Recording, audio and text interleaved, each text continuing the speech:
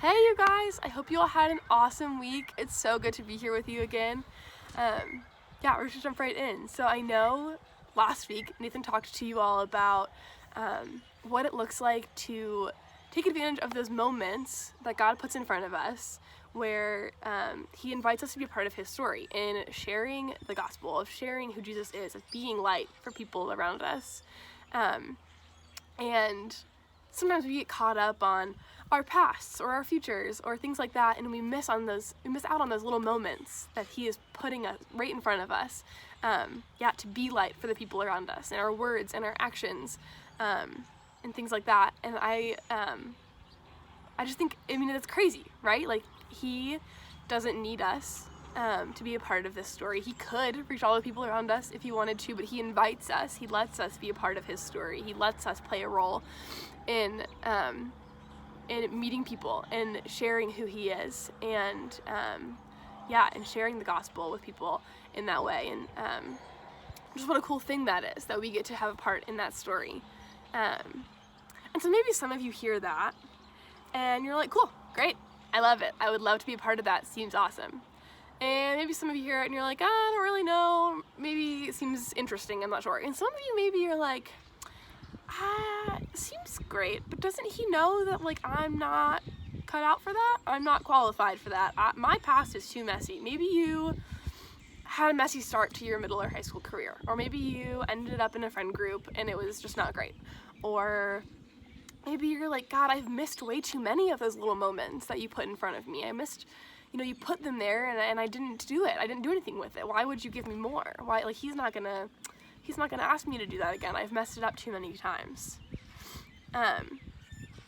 And so whatever it might be that you're holding on to, that you're like, I just don't have it, or it's just my past is too much. My encouragement to you is this: because of his wild grace, his unreasonable, sometimes just crazy grace that he has for us, God isn't looking at our past to determine our future. He isn't looking at our past to determine our present.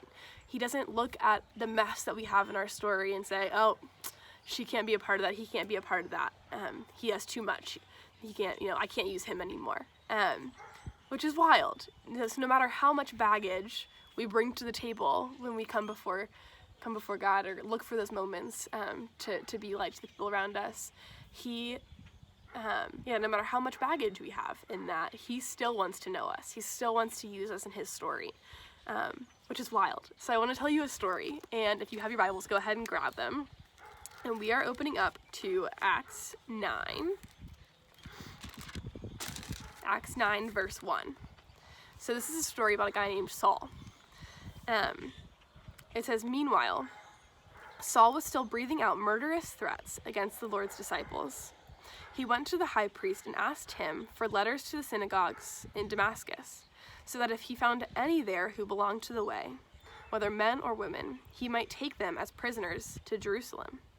As he neared Damascus on his journey, suddenly a light from heaven flashed around him. He fell to the ground and heard a voice say to him, Saul, Saul, why do you persecute me?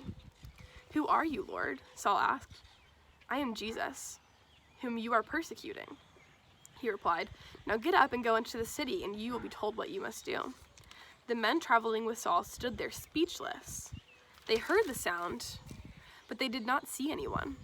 Saul got up from the ground, but when he opened his eyes, he could see nothing. So they led him by the hand into Damascus. For 3 days he was blind and did not eat or drink anything. In Damascus there was a disciple named Ananias. The Lord called to him in a vision, Ananias. Yes, Lord, he answered. The Lord told him, go to the house of Judas on Straight Street and ask for a man from Tarsus named Saul, for he is praying. In a vision, he has seen a man named Ananias come and place his hands on him to restore his sight. Lord, Ananias answered, I have heard many reports about this man and all the harm he has done to your holy people in Jerusalem. And he has come here with authority from your chief priests to arrest all who call on your name. But the Lord said to Ananias, go.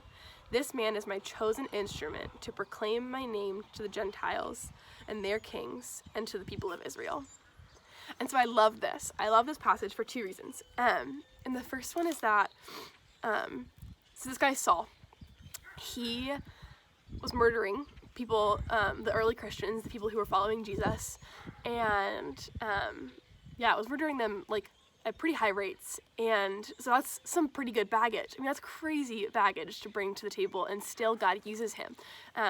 Saul later becomes Paul. You have to keep reading to hear the rest of that story. But Saul later becomes Paul, and Paul's the guy who writes a lot of the letters in the New Testament to other churches, and becomes one of the founders of the early Christian church. And so it's crazy to me. It's like, if God can use him with all of that, God can use me with my baggage. And that's my encouragement to you as well. Like, no matter what baggage you have in your story, God can use you, and God is putting those moments in front of you in your present, and still wants you to be a part of his story. And the other thing I love about this passage is Ananias' role at the end. Because he has that moment. He has that moment right in front of him where God has said, here's this guy, go meet him and show him what he's going to do. And Ananias does not want to.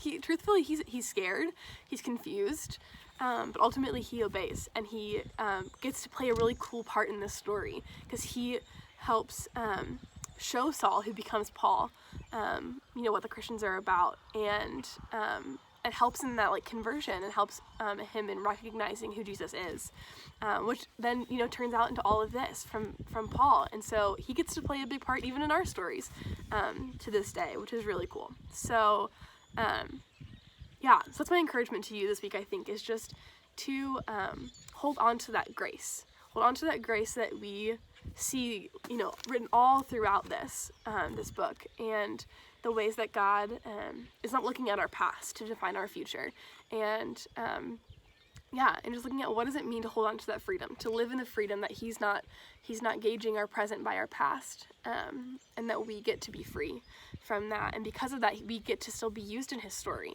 and we still get the opportunity to be in relationship with him, and and to take advantage of those little moments that he gives us to be light for the people around us. So that's my encouragement for this week. Go out into this week just thinking about that. What does it mean to live into the freedom and the grace that he gives us? And the opportunity we have to be a part of his story. So there's some questions below to just get you thinking about this a little more. You can talk about them with your family, with your small group. You can get some friends together on a FaceTime and talk to them there. But I hope you'll have an awesome week. It's good to be here with you.